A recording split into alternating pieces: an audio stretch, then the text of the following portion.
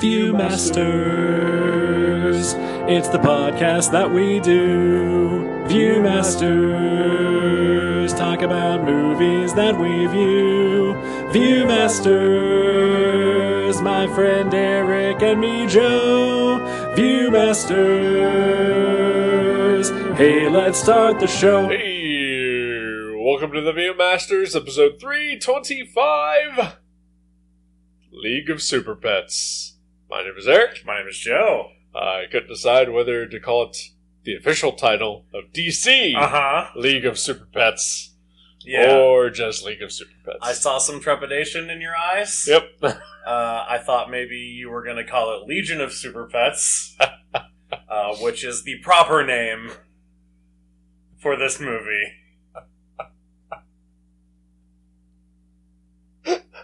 Just going to get that right out there. I appreciate it. Yeah, I think just League of Super Pets is fine. Yeah. How are you? I'm okay. How are you? I'm doing all right. It's good to hear. Yeah. Oh, boy. How do you feel about the hierarchy of power in the DC universe? Yeah. Yeah? Yeah. Okay. Yeah. Even after this major shift? I don't feel like there was a major shift. Was No? there? I don't know. If anything, I think the shift was towards animated movies being better than live action ones. But I think we could argue that that's always been the case with superhero movies. That's true, and also admittedly with the DC movies, pretty low bar. Yep. But you know, when you've got Batman: Mask of the Phantasm in your roster, you know that's a pretty high bar, and it's hard to match it. It's true. It is live action or not. Yes, very true. But at least the. You know, I will just go ahead and say this. There was a shift in the balance of power, and it was downward. Yeah. Like, from 2 legs to 4? Is that what you mean? What do you mean? No, I mean, you know, after the utter failure of Black Adam. Oh, okay, gotcha. The entire DCEU is now experiencing an unscheduled disassembly. Well, sure. Yeah. That happens. You know. I mean, the best laid plans and all that. All in the name of progress, I guess. Of course, yeah. Absolutely. You know what? They got that far. Maybe next time they'll get even further. They'll get past 10 movies and hundreds of millions of dollars. Maybe they'll get to 11 movies. Ooh. Yeah. Wild. Yeah. Yeah. This came out before Black Adam, right? Yes. Okay. Yes, it did. Yeah. Dwayne should have quit while he was ahead. Yep. Although I'm going to take this stance that he probably shouldn't have started. Yeah, fair enough. Yeah. All right. What'd you think of this movie? I did not care for this movie. Oh, No! Oh no! I loved this movie. I know you did. It just was so good. All right, what didn't you like? Let's get into it. You know what? It is solely, not solely, but 90% the voice acting. Okay. All right. Just do not care for this cast. Okay. Not even Kate McKinnon? She was fine. Okay. Oh, man. All right. I mean, honestly, Natasha Lyonne. Yeah. Was the superstar that I was behind. She was absolutely the standout. And the movie had some cute moments. Yeah. And fairly enjoyable. Okay. But I found myself bored quite a bit. Oh, no. Just really annoyed by the heavy reliance on like nerd callbacks. Okay. and pop culture references. Okay. A little bit of potty humor that I just I don't care for. Sure. Okay.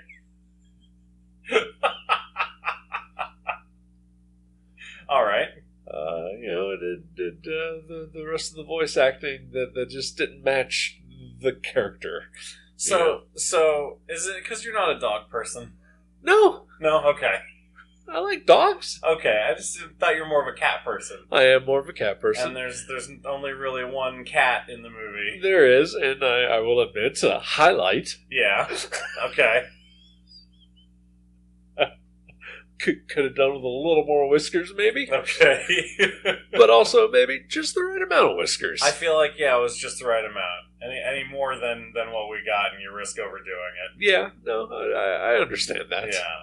It has nothing to do with me being a cat person over a dog person. Okay. Because dogs are very good boys. Okay. Even when they're girls. Right, so it's true. All dogs are good boys. Yeah. Oh. Huh. I thought it was super fun. I thought it was way funnier than I expected it to be. Admittedly, a lot of that was like background gags. Sure. That I mostly just stuff on TV screens that I was paying really close attention to throughout. I think wealthy person finally goes to prison, or wealthy person goes to prison for a change, was the one that made me laugh the most. But yeah, I mean, I did not.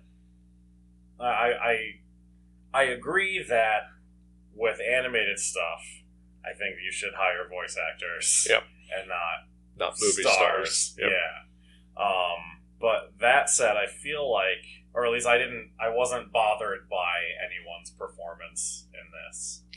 I mean, the two main characters / actors in this movie are Dwayne Johnson and Kevin Hart. Right. And I found them in this movie, at least, to be intolerable. I mean, I am bothered by Kevin Hart generally.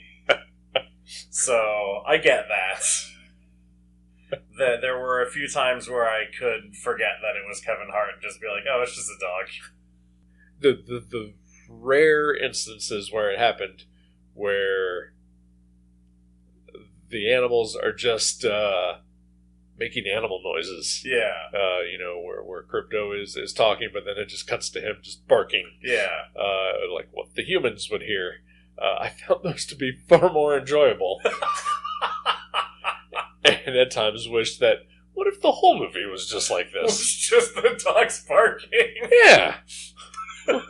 What if it was like a Benji type movie or a Lassie, where we just, it could still be fun and animated, but they're not actually talking.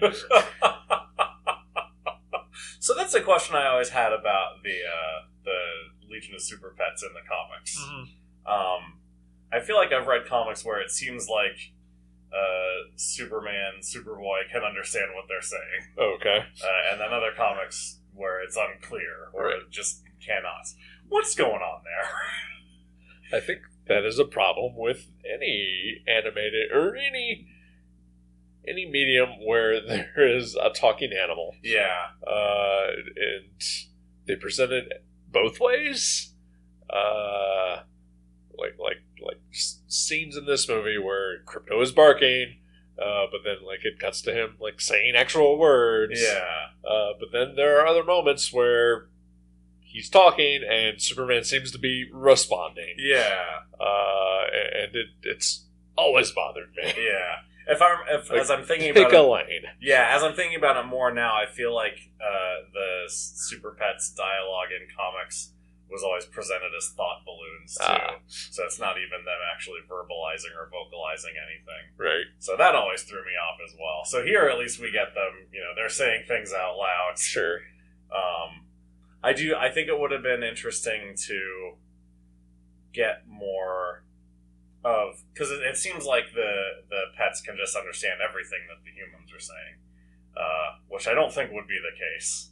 Like, Right. there would be things that they would be able to pick out. I'm thinking of the pizza dog issue of Hawkeye, basically, where, like, you get the whole thing from his perspective, and it's just sporadic words that he's able to pick out, but most of it's just sort of gibberish. Right. I think that would have been entertaining to hear. Yeah.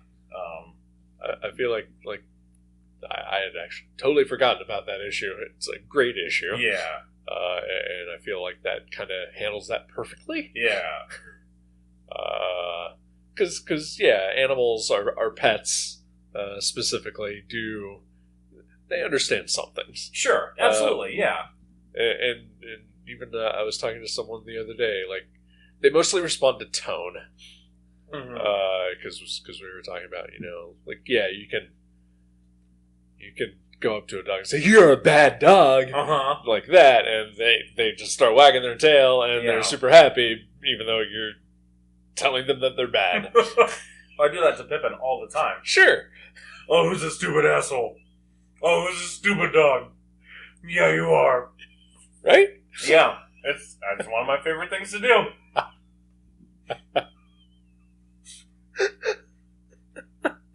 Sad person.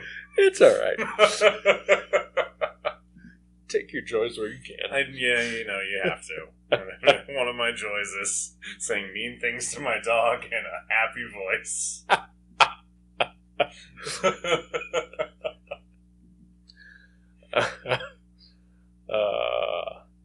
But,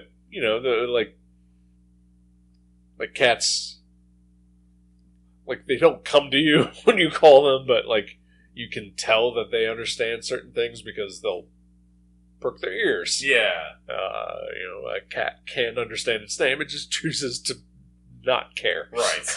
Yeah. But again, it's probably just tone, Yeah. But yeah, it's it's weird that I guess maybe it's just my lack of childhood wonder that talking animal stuff just has grown to bother me. I don't know. Okay. Never a big fan of Look Who's Talking Now? No. Okay. Yeah. Bailed after the first one. So. Gotcha. All right. You probably made the right choice. Yeah.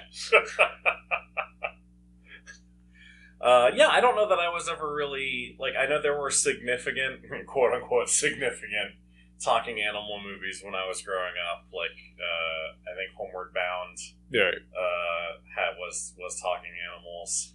There might have been another one. Milo and Otis, maybe, I think, was one. Maybe. But, yeah, there was stuff that I never got into. I think Look Who's Talking Now probably is the big one that I watched when I was a kid. But most Disney cartoons feature talking animals. That's true. Yeah, I guess I'm thinking specifically of live action stuff. But yeah, you're right. Most of them have. But those are like anthropomorphic animals. A lot of them, but Lady and the Tramp is Yeah. Do they talk? They talk to each other, but not to the humans. Okay, I forgot that they talk to each other. Yeah. Okay. Or 101 Dalmatians, sure. Stuff like that. Yeah.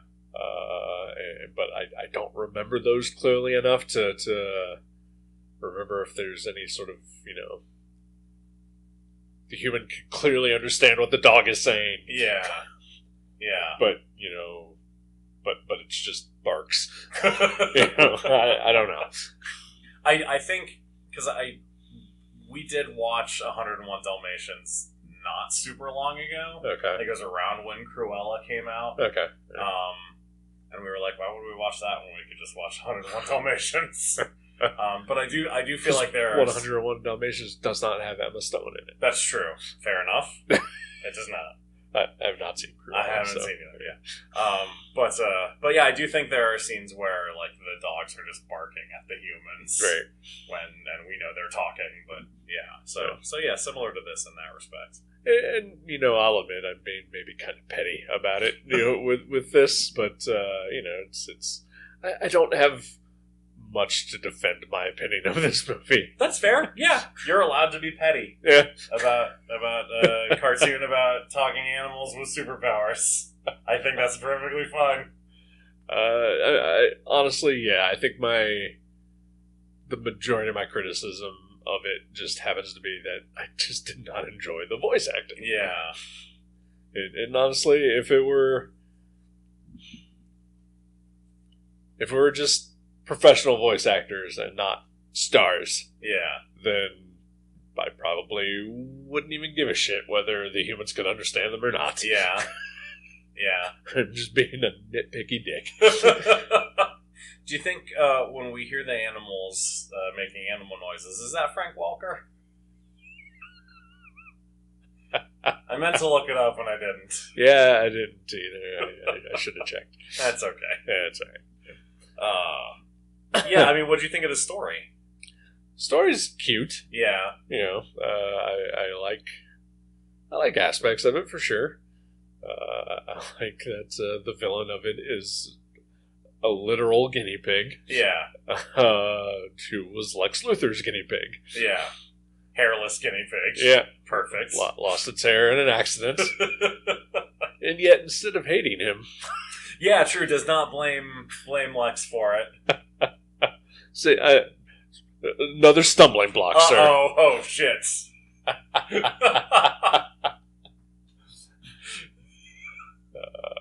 Although I guess in the end she does wind up hating Lex Luthor, but for different reasons. That's true. Lex Luthor voiced by Mark Maron. Yep, super weird, very distracting. That is weird. So I don't know Mark Maron's voice very well. I just knew, hey, that's a voice I should know. Because I've never listened to WTF or anything. I used to listen.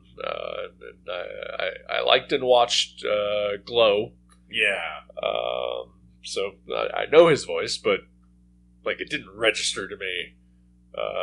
So the entire movie, I was just like, "Who the fuck is voicing this? And why does it sound so goddamn weird?" And it, could be a thing where I'm just used to Clancy Brown, as the voice of Lex Luthor,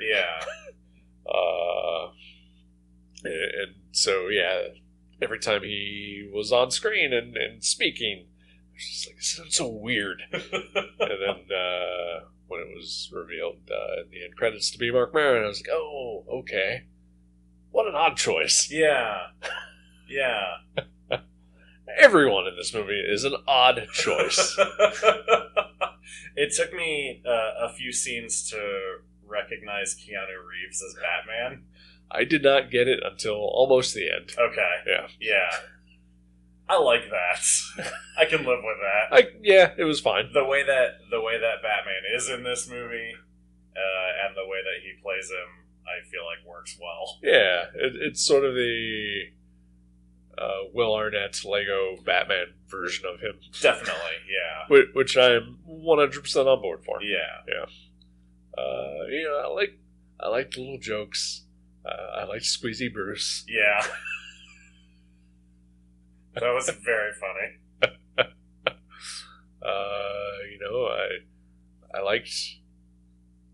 liked the origin of Krypto. Yeah. And sort of the references to the original Superman movie, and the music cues, which will always get me. Yes. And I thought it was a real strong opening, and then just a letdown from there. Aww.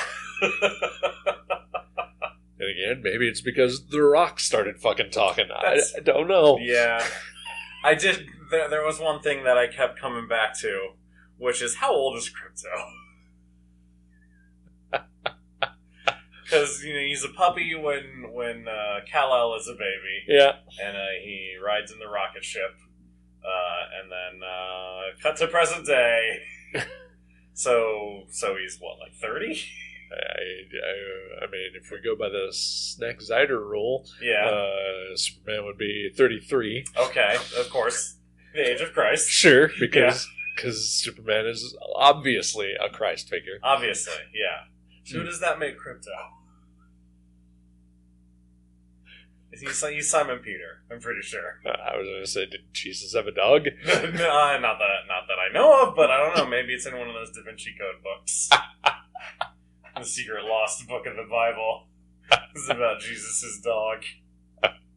He was a very good boy. He was, you know what? The greatest boy of all. He didn't just play dead. Good night, everybody. But yeah, I kept just thinking, like, this is a geriatric dog. I mean, he would be, but, you know, on the other hand, we have countless tales of Superman himself living to a very long age while remaining relatively youthful. So, true. You know, very true. Kryptonian DNA is very different than human DNA. Yeah. So yes, he is 30, and quite possibly then, 100 some years old in dog years, but, could be just acting like a 5-year-old dog still. Yeah. That was on my mind for a while, and then after a while, I was just like, "Shut up, you fucking idiot! He's a dog with superpowers. Just go with it." Yeah. You know, maybe the part of my problem is that I just wasn't able to let go of nitpicky shit. Yeah. When I should have. When I should have just been like, it's a story about superpowered animals. Yeah. Just shut up and enjoy it. And I just couldn't do it. I don't know. That's fair. Yeah. That's totally reasonable. I mean, you are not wrong, though. It is better than most of the other DC movies that have come out in the last, 10 years or so. Yeah. Maybe longer. Not a fan of the Nolan trilogy. Right. What is your history with the Legion of Super Pets? I have none. Okay, gotcha. I think there's like a Kurt Busiek written Krypto comic that I've read. Okay. Beyond that, like I know they exist. Part of me was like, where's Streaky? Yeah. Possibly Beepo, or even Comet the Super Horse. Yeah. Supergirl's boyfriend, Comet the Super Horse. Yep. I knew that. It's the official title of his comic. Superman's pal Jim Nielsen meets Supergirl's boyfriend, Comet the Super Horse. Comics are great. Yeah, they really are. I knew Ace the Bat Hound existed. Mm-hmm. I was once almost commissioned to draw somebody's Doberman as Ace the Bat Hound. Ooh. All right. I said, I don't draw animals. Stretch. Okay. My girlfriend told me that it is illegal if a dog stretches in front of you to not say big stretch. So she has made up other laws that we've talked about, but that is a true law. It's true.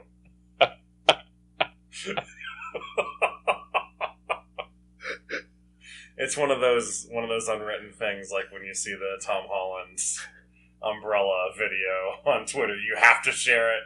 If you see a dog stretch, you have to say, "Oh, big stretch." Yeah, I have a fondness for the Legion of Super Pets. All right. I got into comics right after Crisis. Right. So for a long time, everything that came before Crisis was very interesting to me, especially the weirder shit. Sure. Which is most of it. Yes. But I remember I had an issue of Adventure Comics that was a Legion story. It was the Revolt of the Super Pets, and the cover is basically the Legion of Super Pets attacking the Legion of Superheroes. So it's like Comet kicking Superboy in the chest, and I think Streaky is like pulling Saturn Girl's hair or something. So, like, that was my introduction to them, to the original Legion of Super Pets. I had no idea what a Prody was. Still not really sure what Prody is, or Prody 2. Just a ball of phlegm. It basically, yes. That hangs out with Chameleon Boy. That shape changes, yeah. But like, why? What is that? This is the best we could come up with.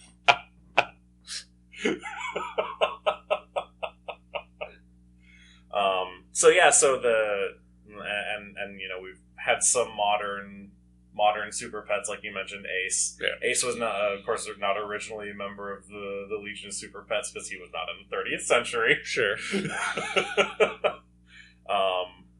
And yeah, there's other pets like Topo. Oh yeah. Aquaman's octopus. What was the little alien guy that hung around with Green Lantern? Ooh, yeah. Not Quisp, is it? It might have been Quisp, yeah. Okay. But I guess he's not really a pet. He's just a little alien guy. Yeah. But Bat Cow, of course, is around now. I do know Bat Cow. And yeah, I feel like they've filled out. Tiny Titans definitely filled out the Super Pets roster quite a bit. With I think some of the characters that are in this, like the turtle, I'm pretty sure was a Tiny Titans creation. Okay. So yeah, I love the Super Pets. I just love them. Like there have been some. There was a Super Sons annual. I think it was a Super Sons annual. That was a Super Pet story. And it was okay, but it lacked the charm of the original. Like they're just pets with superpowers who talk to each other. Right. Like just go with that. Like I don't know if you read this is mildly off topic. I don't know if you read the Super Sons Dynamut crossover one shot. I did not. No. That's good because it's fucked up. Okay. I mean, most of the DC Hanna-Barbera comics kind of were. Yeah. It basically it begins with the dog who would become Dynamut dying, like horribly, not great, and then his owner basically like rebuilding him as sort of a fucking Frankenstein thing, and his owner, of course, Blue Falcon. Okay, it was so bad. Like, a serious take on superpowered or superhero animals is not what the world needs. Ever. No. I mean, I guess, we can say that I am thankful for this movie not taking that route. Yes. Yeah. It does treat the concept with a lot of heart and a lot of fun, so that is good. Mm-hmm. Yeah, those DC Hanna-Barbera books were just weird. Very strange. I remember... Still off topic, but that's fine. That's what we do here. It is what we do. Welcome to the podcast. Yeah. Also, because I don't really want to talk about this movie that much.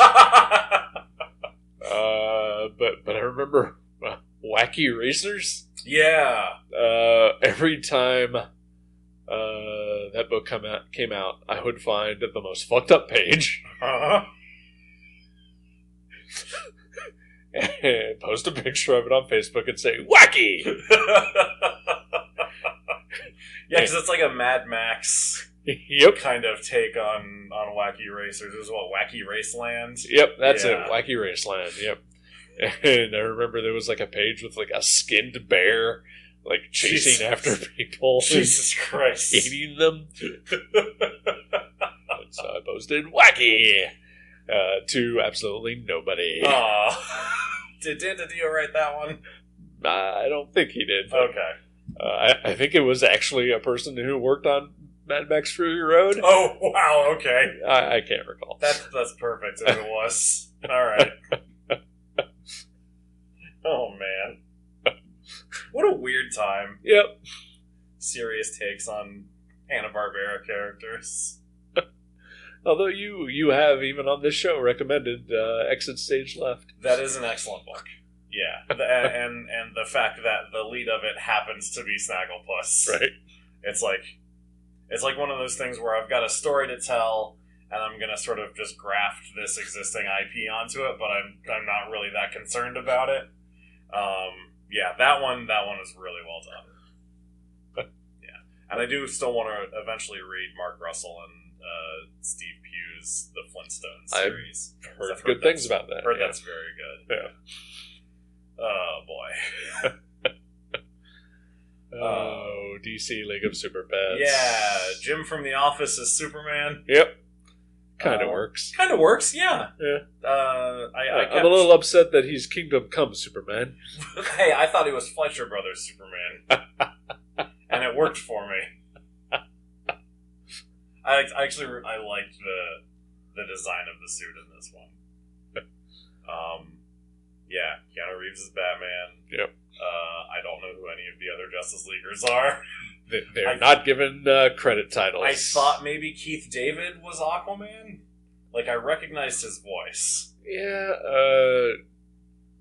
I feel like Keith David is someone in this movie, but I'm not sure who. I'm just going to go ahead and look it up. Okay, yeah. They were not given title cards at the end. The secondary Justice Leaguers, like The Flash. Right. Oh. God damn it. Probably because it was Barry. Yeah, I guess so. Who knows?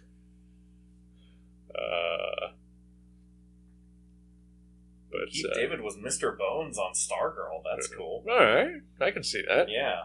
Oh, Keith David was Dog L. Oh, that's it. That's okay. That makes sense. I Yeah. recognize Dog L's voice. So who was Aquaman? I did like Dog L's jokes. I like Dog L's jokes as well. Those were funny. That was very funny. Oh boy.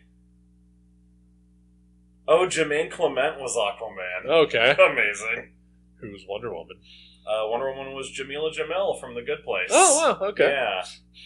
John Early was the Flash. I don't know who that is. He was on Search Party. Nope. No. Okay. Then yeah, the other thing that I would name you would not know. Oh, okay. Try me. He was in the music video for the Taylor Swift song. What's it called? Shit, I can't think of what it's called. But it was like the big single off of her latest album. He's in the video for that. Oh yeah, I know that. I know you do! Mike Birbiglia is in it. And Mary Elizabeth Ellis from It's Always Sunny is in it. Sure. And that's how they got me to watch it. And then I really liked the song. But and then I bought the album. But you're already a big Taylor Swift fan. I wasn't already, really. Really? I liked one of her albums. Okay. But hadn't really listened to much of anything else before Midnights came out. Okay. What is Anti-Hero is the name of that song. Thank you. Okay. Several Taylor Swift appearances in this movie. Are there?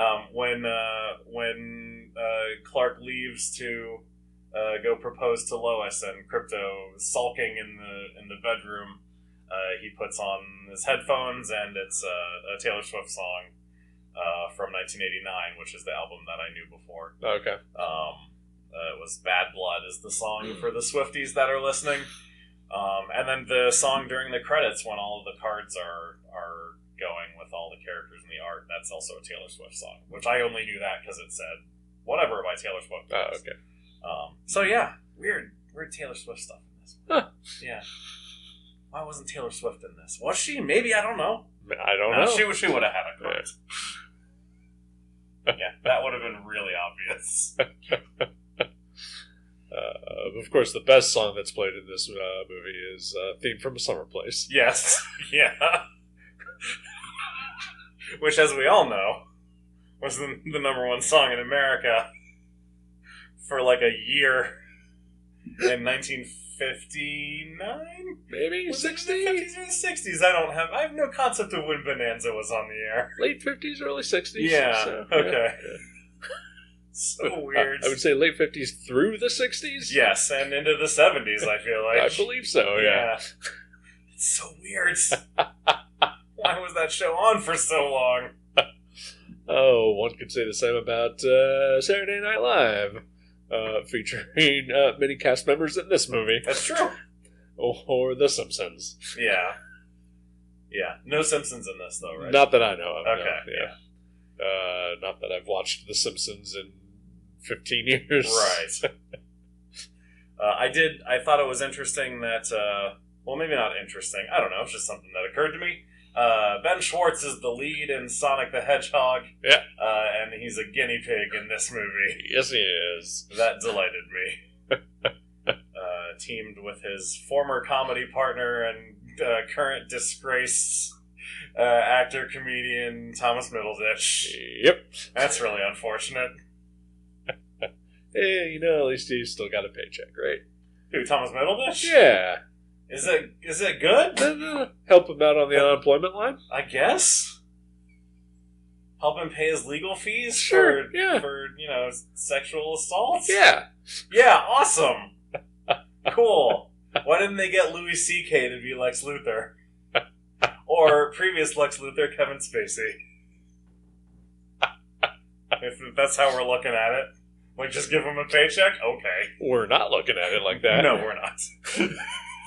Because I'm sure this was made and recorded long before I'm any sure of his allegations came out. I'm sure it was, yeah. The voice work, I'm sure, was done well before the animation was in. Yeah, which is probably a pre-pandemic. Yeah, probably. Yeah. Yeah. I don't know what the original schedule for this was. No, I don't know either. I don't know. Care to look it up? Me neither.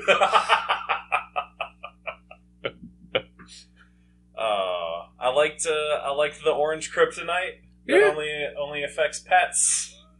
Very specific. Yep. I did wonder, all of these animals in the pet store, they're not pets yet, they're just animals. So why are they affected? You have to have a family to be a pet. Oof. I'm sorry. I'm spitting truths here. Oh. Spitting truths like Cyborg David Diggs. Oh, why is Cyborg always in things? Because Jeff Johns. I don't have a problem with Cyborg, but Cyborg is a Teen Titan. I was worried that there was going to be a cyborg animal that becomes his pet. So I was actually a little relieved when that didn't happen. He just gets the fireball one. Yeah. Yeah. Which is strange. Yep. They don't go together. Not at all. But it's like Cyborg in the Teen Titans. Or in the Justice League, rather. Yeah. He doesn't go there. Nope. Because you are right, he is a Teen Titan. And always will be. Yep. I mean, okay, he can graduate to the non-Teen Titans. Sure, he can just be in the Titans. Yep. Yeah. Yeah. You excited about that Titans comic? I am, actually. Me too. Good. Yeah. So I read the first issue and an upsetting thing happens. Oh, okay. But you'll find out in a few weeks. Alrighty. I'm sure it won't stick. It's fine. Everything's good. League of Super Pets. No real upsetting things happen in this. No, not really. Yeah. I mean, Krypto gets hit by a car at one point. That was genuinely shocking. I hated that. I really did not like that. Powerless Krypto gets hit by a car. Yeah, I did not expect that. Yeah. Yeah, very strange. Uh, But other than that, yeah. Yeah. The animals are cute, Yeah. I guess. I don't know. I enjoyed the animation. Yeah, it's fine. It had good gags. Sure. It made me smile. It did. That's all I want. You laughed quite a bit. I did. I laughed less. Yeah, I noticed. But that's okay. Yeah. I laughed some. I'm an easy mark. Yeah. Entertain me, Rock. Well done. The thing, I don't dislike The Rock. Yeah. I've seen things he's been in that I've enjoyed. Yeah. I just, just was a wrong fit here. Yeah. Yeah. And Kevin Hart can really just go away at any point in time. I mean, neither of them is a particularly good actor in live action. Right. So, yeah, it's a heavier lift for them to bring that over to voice work. Yeah. Sorry. You don't have to apologize. I'm apologizing anyway. You are entitled to your opinion, and I respect it. And I disagree with it, but, good on you for not letting me change your mind. Yeah. I would never try to. I wouldn't change your mind. Thank you. I sort of mentioned last week when you picked this that I was supposed to have seen this last year. Right. With my girlfriend's daughter, who then watched it without me while I was hospitalized. Yeah, bitch. Yep. And how old is she? Like 11? She is 7. Oh, she's 7. I feel bad about calling a 7-year-old girl a bitch. Do not. Okay. Because she is.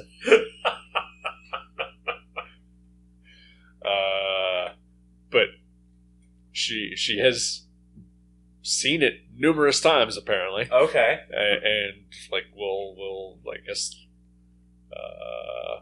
a couple weeks ago watched it with her mom, and it was just like, that's Ace, he works alone.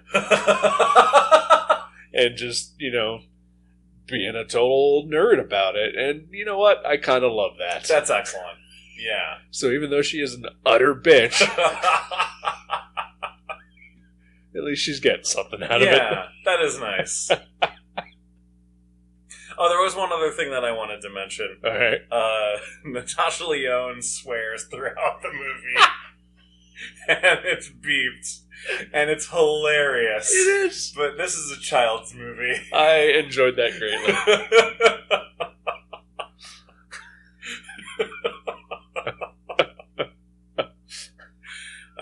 That was all. Yeah. I loved it. Natasha Lyonne was the best thing about this movie. For Absolutely. Sure. Yeah. And I really enjoyed Kate McKinnon as Lulu as well. She was pretty good. I found Vanessa Bayer as the pig kind of annoying. Sure. Yeah. Yeah. Diego Luna as Chip was fine. I did not recognize that was Diego Luna until the credits. I wouldn't have any clue. Yeah. He was in Rogue One, right? Yeah. Yeah. And Andor. Yeah, is the only thing I've ever seen him in, so... Gotcha. I got nothing with him. You should watch Andor, it's really good. That's what I hear. I know you're...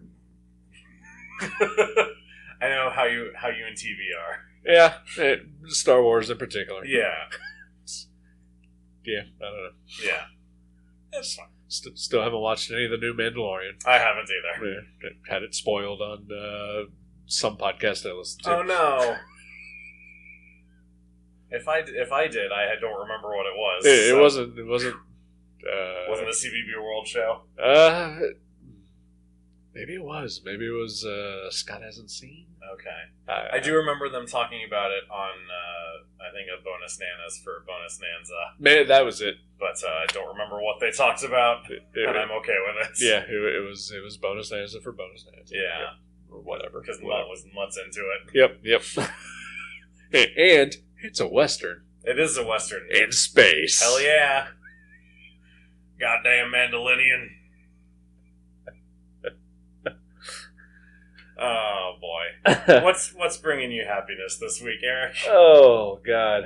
I'm so tired.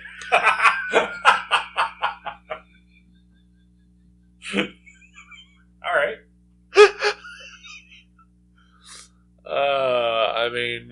For one thing, you're wearing a t-shirt with my cat's face on it. That's kind of bringing me some joy. I'm glad. Has it been strange to have it staring back at you while we've been recording? No. Okay, good. It's almost like he's just here and behaved. Yeah. He's frozen in time. No, so a couple weeks ago, the lady friend was here hanging out, and she looked over at my bookcase or my DVD case and said, "What is that thing that has 6 fingers on it?" And I said, "What in the fuck are you talking about?" She pointed at the Blu-ray set of Gravity Falls. Okay. And I said, "Oh," and I explained what I remembered to her about it. And I was like, you know what? I don't remember much of anything about this, honestly. Time for a rewatch. And so I have blown through most of Gravity Falls at this point. There's 2 seasons, I think 20 episodes each season. Oh, that's not bad. Yeah. And I'm coming up towards the end of it. and it has been a joy to rediscover. But the best part about it is that a couple days ago, hanging out with said girlfriend, she was having a real rough day, and usually she just wants to watch Friends. In that instance, halfway through an episode of Friends, she was like, "No, wait," and she stops it, and she turns on Gravity Falls. What? Because I had been talking about it so much. And she fucking loved it. Awesome. And that is bringing me joy this week. That's excellent. That is great. It's fun to introduce things that we love to people that we care about, and for them to enjoy them just as much is really nice. Really nice feeling. Yeah, like I'm not a huge rewatcher of things. Yeah, I do occasionally, but like, when I do, it's usually because I want to introduce the thing to someone that I care about or want them to experience it. And, yeah. You know, like I made her watch RoboCop a couple weeks ago, and she enjoyed the hell out of it. And she was telling one of her friends, and he was like, "Oh, I'm glad you finally got to watch that." And I was like, "Oh, they've seen it before. You know, why didn't they watch it with you?" Yeah. And he's like, "Well, they don't like to rewatch things." I was like, but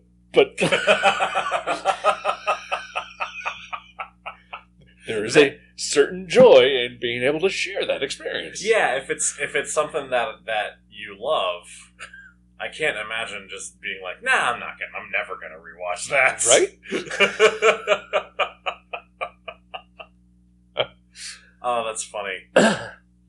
What about you, sir? It's funny. The thing that's bringing me joy is rewatching something. Okay, is it Law and Order? It's not Law and Order, but I have been enjoying Law and Order very much. I don't know that what I'm watching now I can consider rewatch, because I'm getting into stuff I've never seen before. Okay, so that's exciting. Yeah. But no, the thing that is bringing me joy is that I made a friend watch Zodiac with me. Okay. And I think we've talked before about how Zodiac is one of my very favorite movies. Yes. And she really enjoyed the movie as well. Good. And was angry that the case is unsolved. But does she now have a new goal in life? I think so, yes. She's gonna solve the Zodiac case. She's always like puzzles. She's gonna go to the library and get some books on code breaking. But that was a lot of fun to watch that. It had been a while since I'd seen it, but I still remember it. Like, it's my favorite movie, basically. So yeah, it was fun to watch that with someone who'd never seen it before, and experience it with them. So right, yeah, Zodiac. It's awesome. Yeah. Do you have a movie in mind for next week? I do indeed. Okay. Speaking of rewatching things, and also I just wanted to tie this into the movie we just watched. Sure. As we mentioned, there are a couple of music cues throughout, needle drops, if you will. Even though I don't think we ever figured out what needle drops actually are. Yeah, I don't know. Still. But there is the song in this movie played "What the World Needs Now" is yes. Love, Sweet Love. Yes, Burt Bacharach. Yes. So the movie I'd like to pick is a movie that it has probably been 30 years since I've seen. Okay. But has always been a movie that I think fondly of. Okay. That like, gun to my head, would always put it in my top 10, even though I've seen it once. Sure, okay. I would like to revisit it, just to see. Okay. Hoping to God that it holds up at all. Okay. It's got a soundtrack by the very Burt Bacharach. Okay. I think maybe I know what it is. It is. I looked it up. I thought I own it on Blu-ray. Okay. But it is streaming on HBO Max. It is Butch Cassidy and the Sundance Kid. That's what I thought it was. I've never seen that. All right. I would love to watch that. Excellent. Hell yeah. Robert Redford, Paul Newman. I believe Walter Hill directed it. I don't know that. Yeah. I know Robert Redford and Paul Newman. Yep. So yeah, I've been wanting to pick it for a while, and it just feels like it's time. Excellent. Let's do it. All right. I will jump off that mountain with you. Excellent. Thought you said you hadn't seen it. I haven't, but I know stuff. I know stuff about movies. There are things that you pick up through cultural osmosis. Let's save this for next week. Alrighty. We'll see you then. Goodbye.